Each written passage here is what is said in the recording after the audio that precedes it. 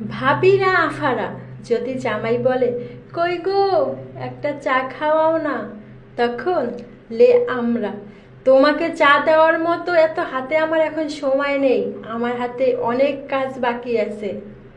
জামাই: হ্যাঁ আমি তো জানতাম তুমি দিন দিন অনেক সুন্দর হয়ে যাচ্ছ আর তোমার অহংকারও দিন দিন বেড়ে যাচ্ছে।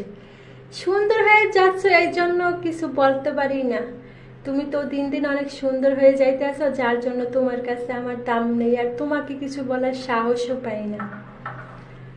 লে আমরা দৌড়তে দৌড়তে চলে যাই আমগো প্রাণ প্রিয় সেই রান্নাঘরে। ঝটাপট ঝটাপট ঝটাপট 1 সেকেন্ডের মধ্যে চা করে এনে জামাইয়ের মুখের সামনে হাজির।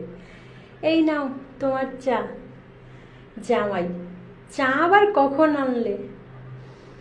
আমরা: জামাইটা এত দুষ্ট হইছে না, ঝগড়া করতে করতেও আমার এত সুন্দরের প্রশংসা করে, দুষ্ট কোথাকার।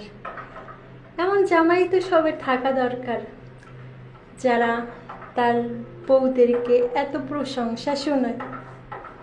কি যে ভালো লাগে এত প্রশংসা শুনতে।